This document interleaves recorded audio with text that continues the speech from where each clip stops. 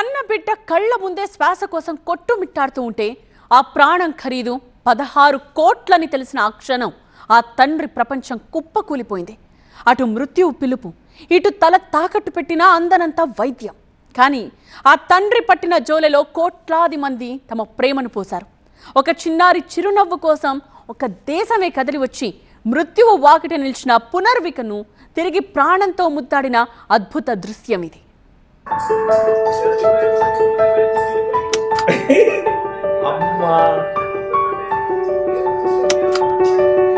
బాగుంది కదా పునర్విక కేరింత. ఈ పాప నవ్వులతో ఇంట్లో వెలుగులు నిండాల్సిన వేళ ఓ నిశ్శబ్దం అలుముకుంది. గలగలా నవ్వాల్సిన చిన్నారి కనీసం తన చేతి వేలును కూడా కదల్చలేక విలవిల్లాడుతుంటే ఆ తల్లిదండ్రుల ప్రపంచం ఒక్కసారిగా ఆగిపోయింది. పుట్టిన కొన్ని నెలలకే పాప కాళ్లు ఆడించలేకపోవడం, తల నిలవలేకపోవడాన్ని గమనించిన తల్లిదండ్రులు హాస్పిటల్లో చూపించారు. దాన్ని SMA టైప్ 1 అంటారన్నారు వైద్యులు. దాని మీనింగ్ అర్థం కాలేదు గాని అదో అరుదైన వ్యాధి. ఒక్క ఇంజెక్షన్ 16 కోట్లు అన్నప్పుడు తన కూతురు ప్రాణం తన స్థాయికి అందనంత ఎత్తులో ఉందని అర్థమైంది ఆ తల్లిదండ్రులకే. అది కేవలం డబ్బు సమస్య కాదు, అది ఒక తండ్రి నిస్సహాయత కూడా.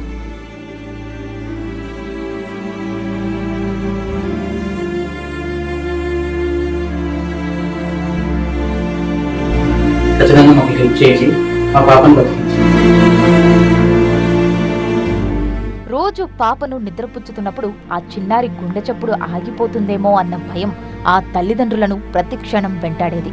పాప కాళ్ళు చేతులు కదపలేక నిస్సహాయంగా చూస్తున్నప్పుడు అమ్మా నన్ను కాపాడు అని ఆ కళ్ళు వేడుకుంటున్నట్టు ఆమెకు అనిపించేది.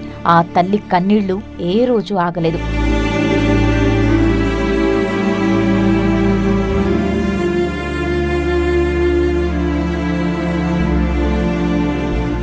తండ్రి సురేష్ కుమార్ తన బిడ్డను ఎత్తుకొని జోలెపట్టి నా బిడ్డను బతికించండి అని వేడుకున్నప్పుడు చూసిన ప్రతి ఒక్కరి కళ్లల్లో నీళ్లు తిరిగాయి. కర్నూలు జిల్లా వెల్దుర్తిలో ఒక చిన్న సెలూన్ పెట్టుకుని కుటుంబాన్ని పోషించుకునే వ్యక్తికి 16 కోట్లంటే ఒక అంకె కాదు, దాదాపుగా అసాధ్యమనిపించేంత లక్ష్యం. ఆ డబ్బు ఎలా తీసుకురావాలో తెలియక అర్ధరాత్రులు నిద్రపోకుండా బావురుమన్న రాత్రులు ఎన్నో.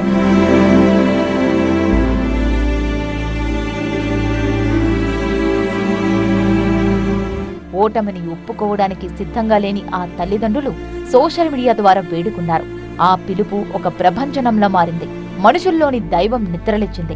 కూలీలు తమ రోజువారీ సంపాదనను, చిన్నారులు తమ పిగ్గీ బ్యాంకులను, వృద్ధులు తమ పెన్షన్ డబ్బులను ఆ పాప ప్రాణం కోసం దారపోశారు. ఏ బంధుత్వము లేని వేల మంది పునర్విక నా బిడ్డలాంటిది కాదా అని గుండెలకు హత్తుకున్నారు. అలా క్రౌడ్ ఫండింగ్ ద్వారా ఏకంగా 10 కోట్లు సమకూరాయి. మిగతా 6 కోట్లు సమకూర్చడం తన బాధ్యత అని ఫిబ్రవరిలో హామీ ఇచ్చారు మంత్రి నారా లోకేష్. అన్నట్టుగానే 6 కోట్లు సమకూర్చారు.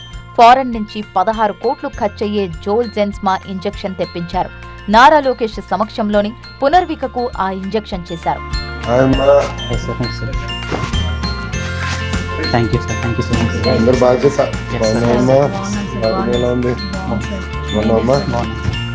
ఆ చిన్నారికి ఖరీదైన ఇంజెక్షన్ అందిన తర్వాత ఆ తల్లి కళ్లల్లో కన్నీరు లేదు, ఒక వెలుగు ఉంది.